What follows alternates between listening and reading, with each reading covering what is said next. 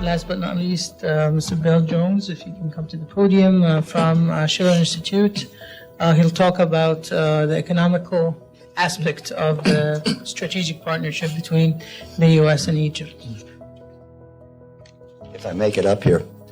Actually, I got the notice early this morning to attend the forum, as one of my colleagues in New York couldn't make it here. So I made it in from Leesburg and parked up here in Capitol Hill, and I started walking down quickly here, and I got the worst cramp in my leg.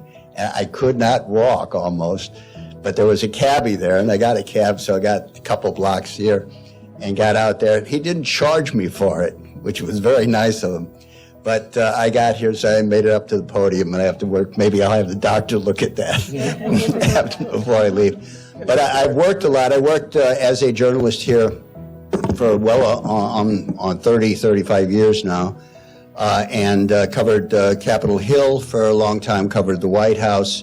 But I also did a lot of the diplomatic work. I knew most of the former ambassadors. Ambassador Minister Shukri, of course, I knew very shortly. I met him. Fahmy, Ahmed Maher, also I knew very well as many of the military attachés. So I'm acquainted with the Egyptian situation. I would like to talk, however, about the general environment in which U.S.-Egyptian relationships is now occurring, which is much different than it has been over the last few decades. A very important relationship, U.S. aid to Egypt has been very important for Egypt, and the Egypt cooperation with the United States has been extremely important for the U.S. in a region that has been very difficult to deal with. But as we go forward, a lot of things are changing in Egypt and in Africa generally. And the issue is the notion of economic development is now on the table big time. And it was put on the table, ironically, it was put on the table by the Chinese with this Belt and Road Initiative, which has had a tremendous effect in Africa and in Egypt. The United States, of course, much of what's going on with the port of Suez, the new Suez Canal, not only within Egypt, but within Africa as a whole, a network of railroads and highways, power plants, the nuclear program, the Russian nuclear program in Egypt, is also a signal of what is going to happen with the African continent. And it's a good thing. Now, of course, the notion that this Belt and Road Initiative has been met with a lot of skepticism here. Why? Because people say it's a Chinese gambit, it's a Chinese influence peddling. In one sense, maybe it is. They've gained a lot of influence with that.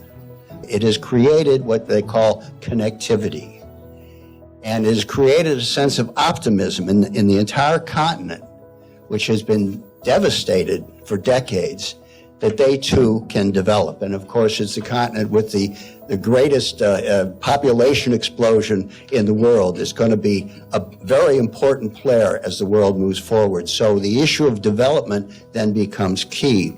And somehow the United States has got to get involved. If, you don't like, China says they want to work together. Maybe the United States should accept it. And if it's not true, they don't want to work together, then call their bluff. But if it is true, then why don't we try and find a way of working together? We got tremendous economic potential in the scientific and technological field in particular. We're still really number one. We could do a lot more things if we put our mind to it, but we still have that capability. This can be tremendously advantageous to Egypt in the economic development. I understand now, they have all these industrial parks now that are being built up. There's one in Egypt. Now, I understand that they are now the number one producer of fiberglass. Is that the case now? This is what I heard. I mean, this is really incredible. And it's a tremendous situation. But somehow, the United States has got to be a part of this. People say, well, we don't do infrastructure, and unfortunately, the U.S. government doesn't anymore. We rely on private industry, and private industry often has, considerations of a short-term profit, so they don't do a 10-year investment in a railroad, which is not going to show any profit for 10 years. But somehow that has got to change. And I think it is changing here on the Hill. We have this thing called OPIC, which is the attempt to support private industry in doing investment in terms of insurance and credits. And they're expanding this now because they realize that we've got to get in the mix of this thing again.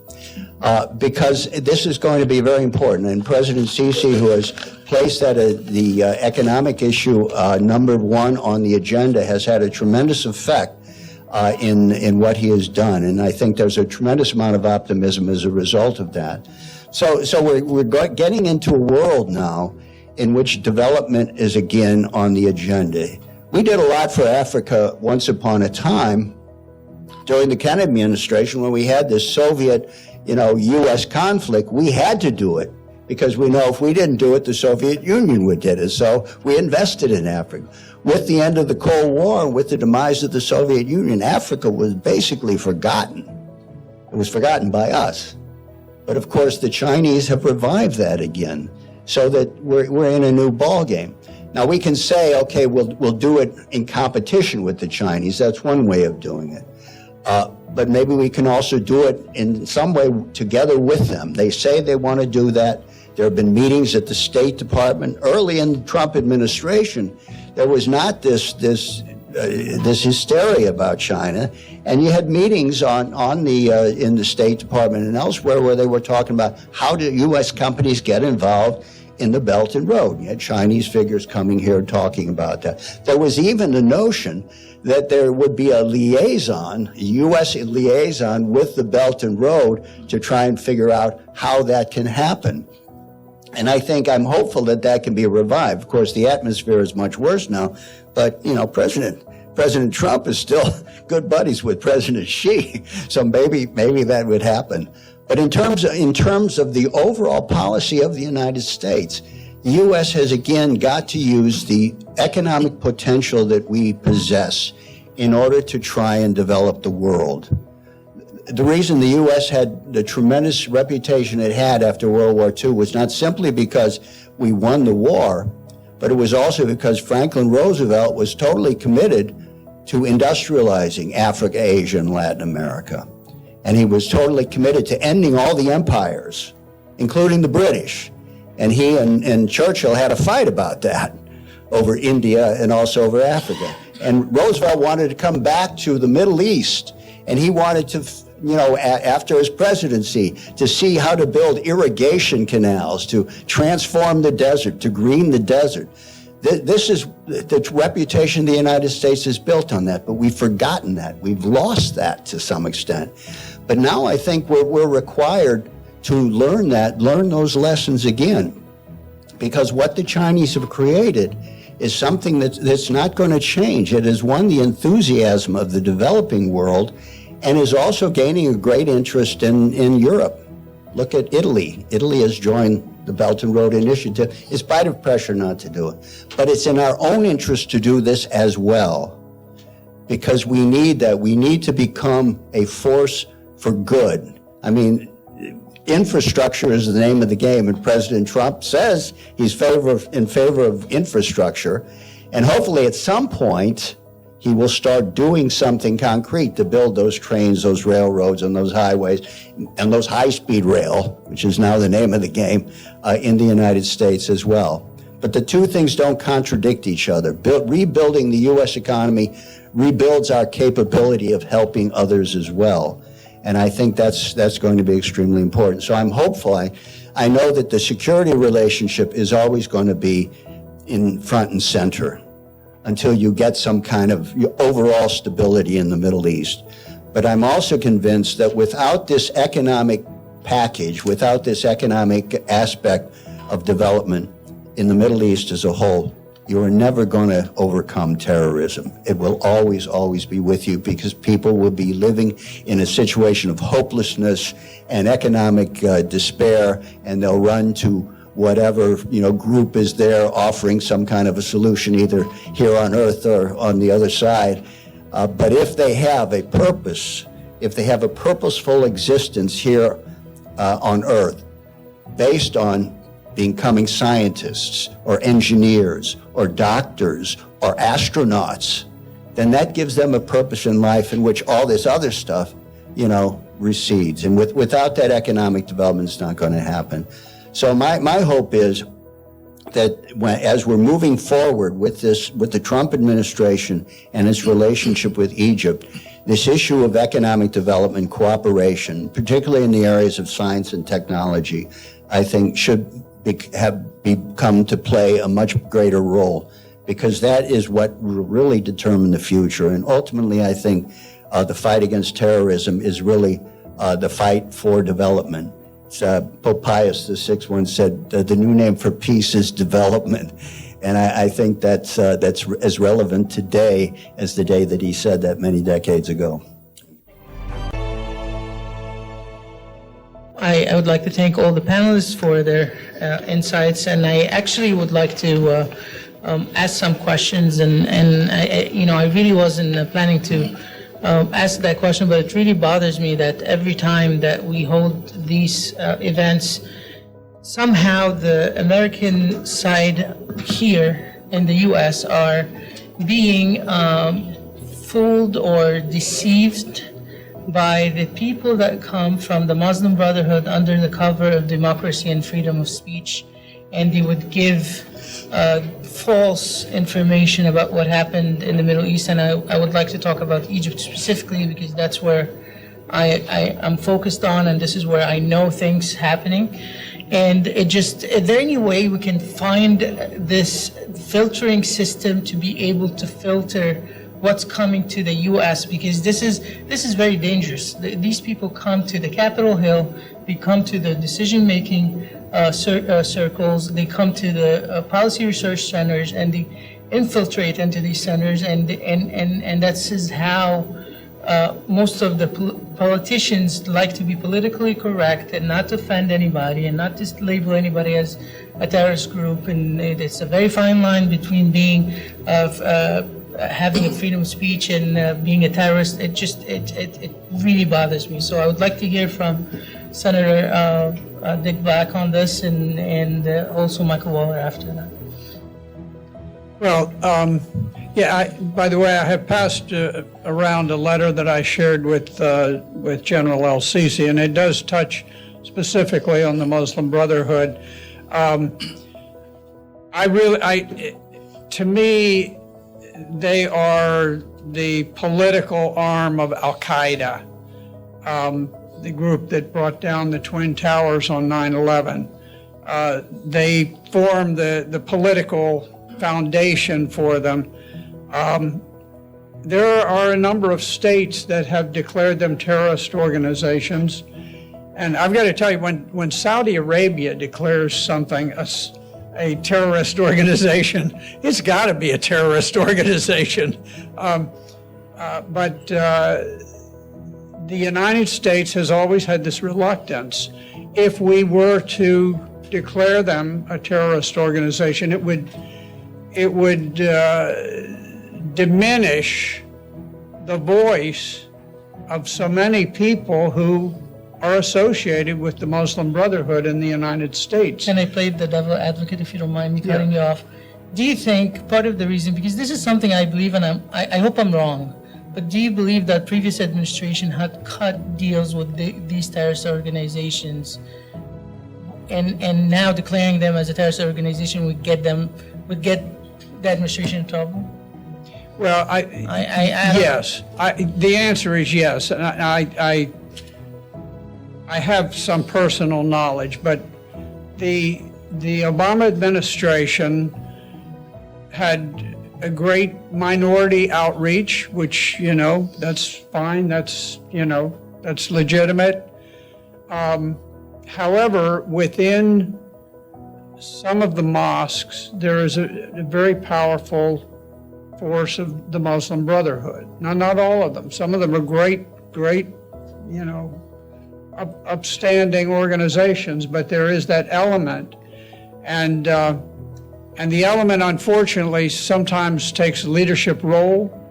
And I think that with the Obama administration, as they sought to do this outreach, to bring Muslims into the administration, I think they ended up buying into the Muslim Brotherhood being sort of the conduit for bringing people in.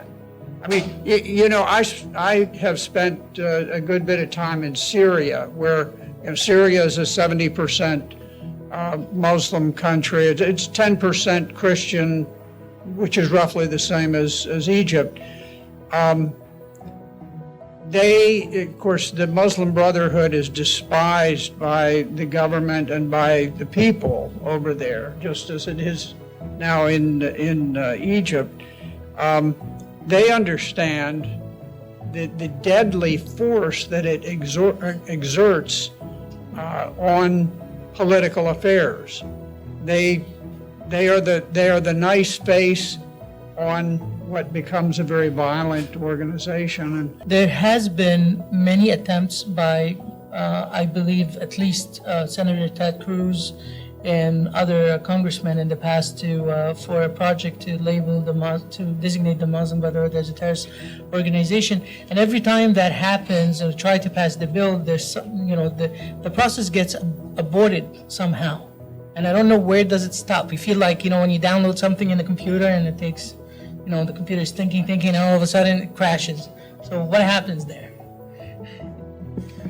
Well, I'm sorry, Jonathan Weiner's not here to be on the panel like he was supposed to be, because he has been joined at the hip with the Muslim Brotherhood for decades and helped with the mess in Libya and elsewhere. And he tried to get me under oath before, and I wish I could pose some questions to him today.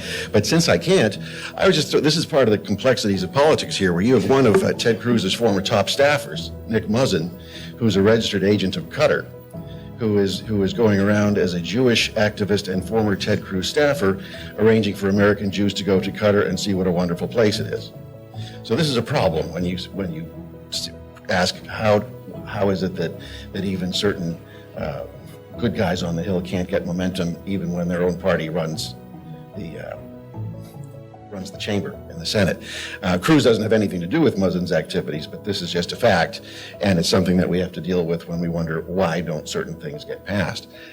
You have a new chairman of the Senate Foreign Relations. So you mean the answer is lobbying and money? Is that what it is? That's a big answer, yeah. And then it's funneled through various people who don't declare that they're on the take from these same registered agents, and then they end up getting investigated years later. Too much water has gone under the bridge by that time. I think there'll be more momentum now because you have John Bolton's very favorable toward this, so it's been said. Secretary Pompeo has been open to it, but he doesn't have many allies inside the State Department bureaucracy to do it. I think the Treasury Department will be open to it. It's just a question of getting the president's attention on it and somehow tying it in with the peace plan that Jared Kushner's been pushing for Israel and the Palestinians, and I'm sure that he's getting pressure from certain elements to leave the Brotherhood alone as a, quote, moderating influence to keep Hamas quiet. I want to say something about my senators used to work very closely with Pakistan, and no matter how big of a mess we think Egypt might be, it's nothing compared to Pakistan. Egypt is just too big and too important. And I would say that in my estimation, the cooperation now, and they keep it kind of quiet, so I'm not going to really mention these countries, but between Israel, Jordan, and Egypt is better and stronger than it's probably ever been. And I think a lot of that has to do with American glue, kind of our relationship with Jordan and our relationship with Israel and our relationship with Egypt. So I just hope that that continues to move forward. Mr. Jones, Egyptian people have been going through a rough economical patch, and Senator Dick Black has mentioned that as well. And President Sisi and the government has taken very, very strict decisions to make sure that they want to make sure that this happens right. We can, for a short period of time.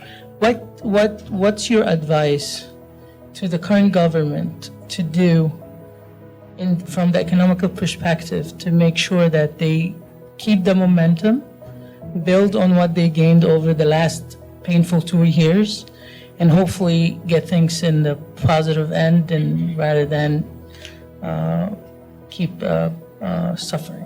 Well, my advice would be simply to stay the course, because what is happening now, if you look at it in the global situation, the Suez Canal, of course, is on one of the main corridors of development, from the east to the west.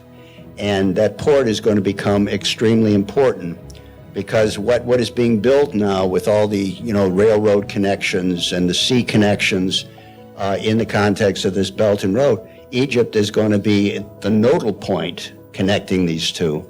So you're going to need development in terms of the industrial parks which are being developed. I think that will continue. I think President Sisi, of course, is oriented towards this. And like I say, I would like a little more American involvement in this because I think it is it's gestating at this moment. And I think if the U.S. would get involved, this would be a good thing. It would increase the pace. But it would also establish a much closer relationship with Egypt on the program, which I think is most important for President Sisi today, which is this economic development. But I'm very optimistic, and I think that staying the course in terms of proceeding with this development project is really the name of the game because, look, it's going to happen. It's like a train that has left the station. And it's going to take off, and it has the enthusiasm both in Egypt and in other parts of Africa. And I would also say that looking at Egypt, that the government must see itself in terms of the effect it has on the rest of Africa, because Egypt is one of the most developed areas in Africa, and therefore, if you can get this development to flow to the other countries in the region, it then becomes a regional phenomenon, not just an Egyptian phenomenon, creating, I think, interesting and helpful ties with the nations, with your neighbors, but it also brings a certain amount of prestige to Egypt. As it develops, it helps Africa to develop. And I think that's what we're looking at. So stay the course. It's going pretty well, and we hope that it'll reach its goal. Senator Black, this is the last question before I open the floor for questions from you guys.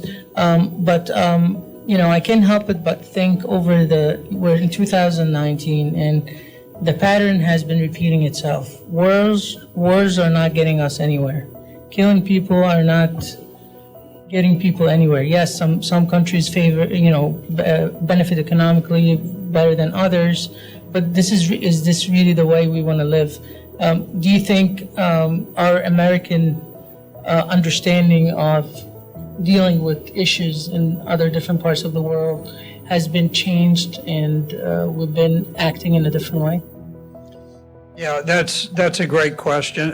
First of all, let me tell you, I don't come as a pacifist. I was a Marine officer. I'm a helicopter pilot, flew 269 combat missions, came back with bullet holes in the plane 4 times, then fought on the ground. My radio men were killed right next to me. I was wounded.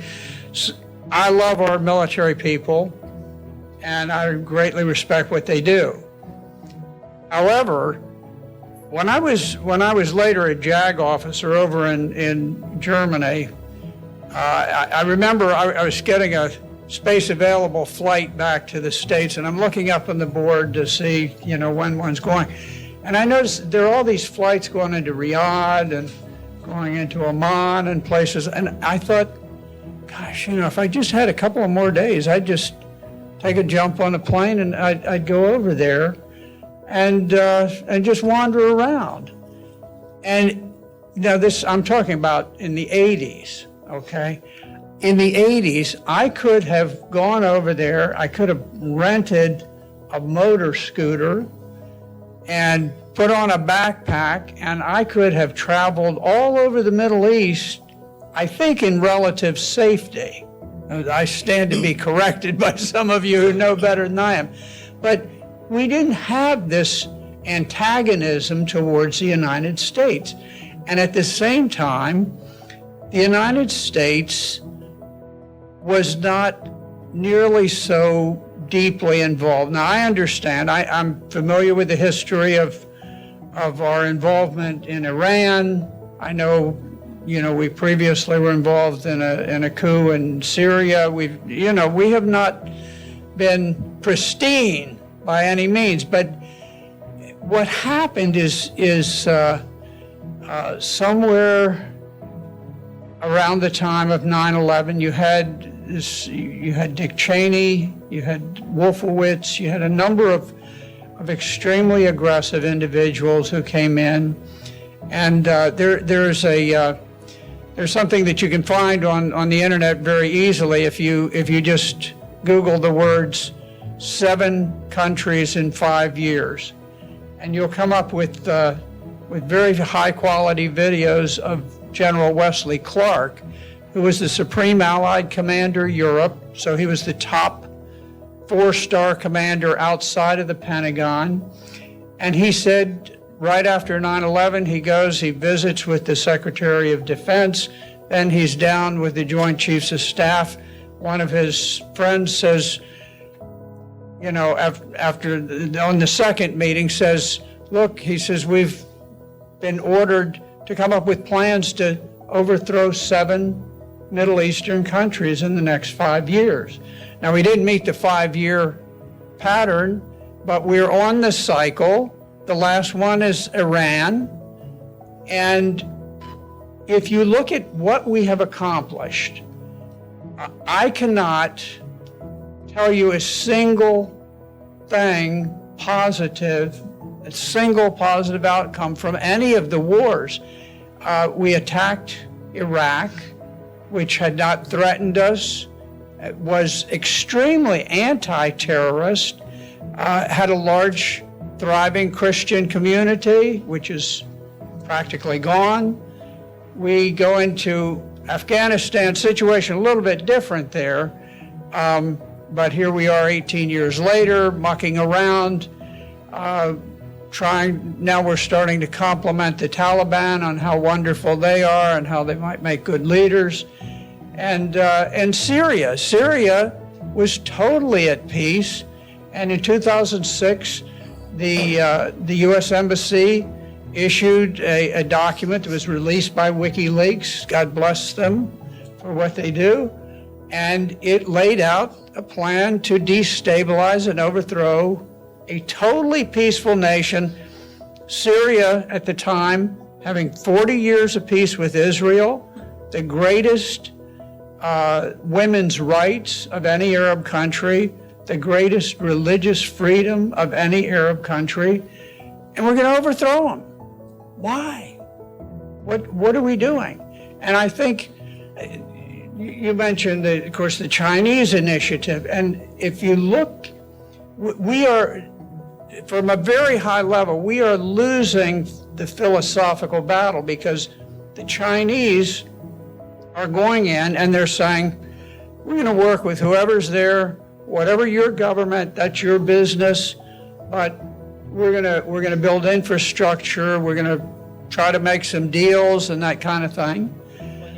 And then, on the other hand, you have the United States, and we go in, we become friendly. The next thing, we smear the leader of the country, we say, you're terrible. And the next thing, we declare a no-fly zone, and under the guise of, we're going to settle things down, we bomb the country into utter oblivion.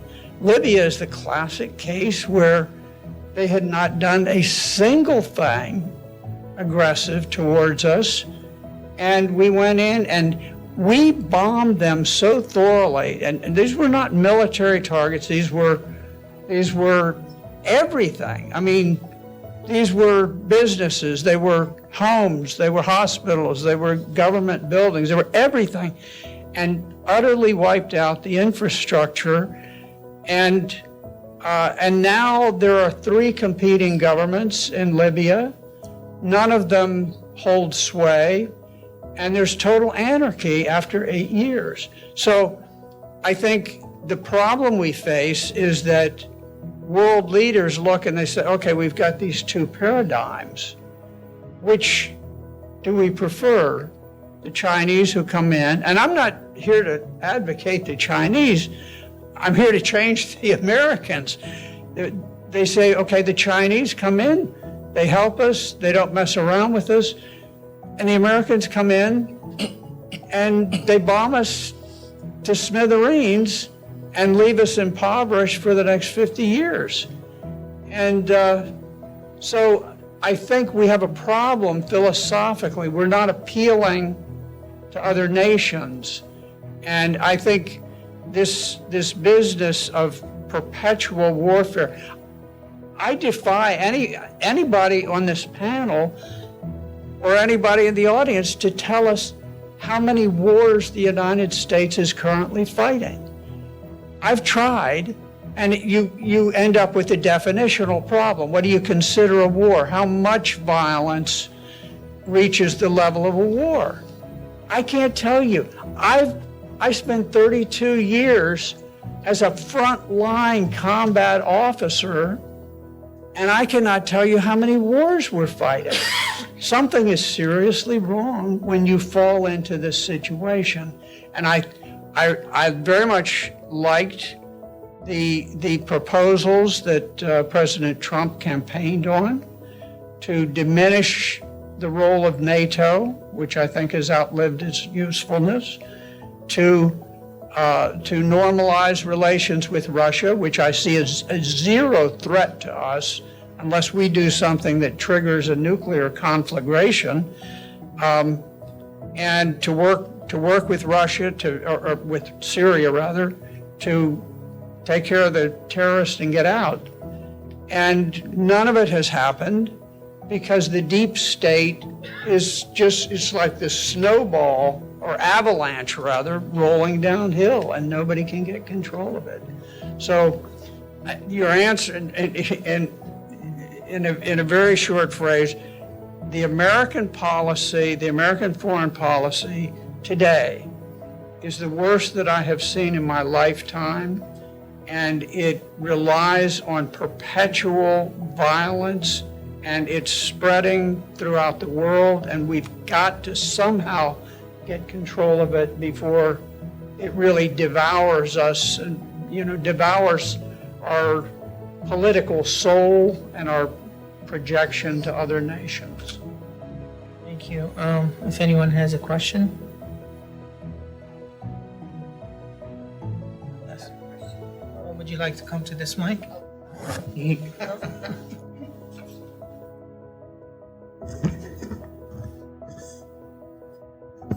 My question is for our good friends from Egypt. And I have two concerns. I always have a lot of questions and never enough time.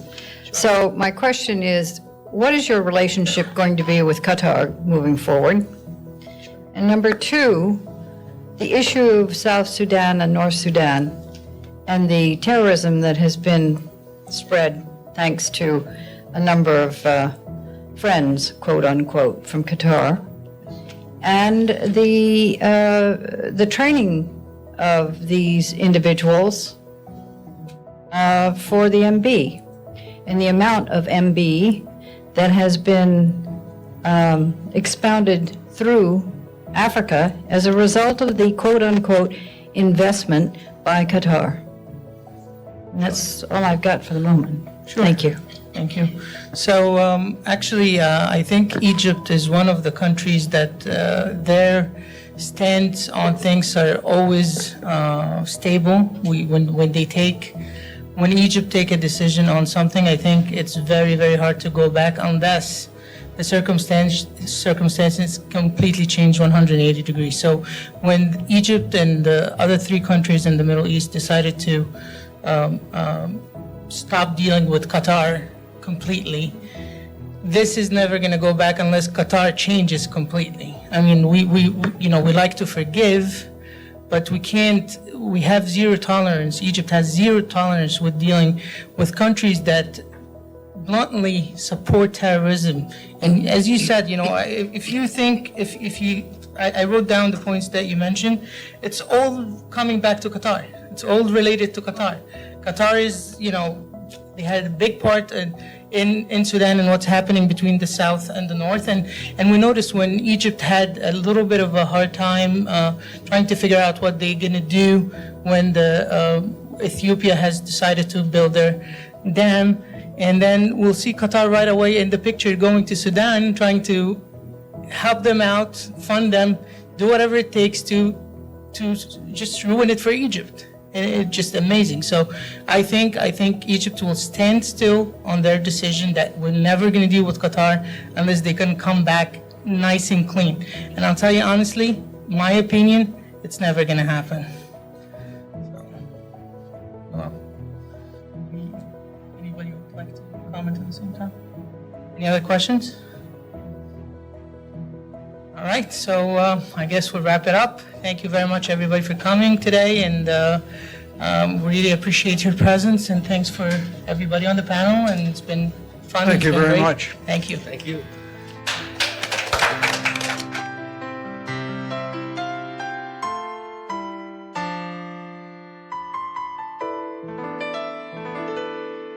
جوا منك حلم ممكن يبقى مش باين قوي، وانت تايه بين حاجات وعايشها بدماغ فهلاوي، عايش بتلعن في الظروف مع ناس هدفها تكون كده، ناس قصدها تبقى موقفاك، مش عايزة تبقى فيهم قوي. شوف واقرا في كتاب التاريخ، عمرك ما كنت في يوم غبي، ده انت اللي علمت البشر. شوف عاش في أرضك كام نبي، في ناس بتكره لو تفكر، نفسهم فكرك يقف، عقدة خواجة بيخلقوها وبيبهروك بالأجنبي. الحكاية مش بلون وشكل وهدوء، الحكاية إنك قوي رغم الهموم، طلع البطل اللي جواك، يلا قوم، انت تقدر تظبط الأحوال بالظبط. هنشيل بلدنا على كتافنا، مش هنسيبها ومش هنضيعها، ومش هنخلي حد يقدر يضيعها.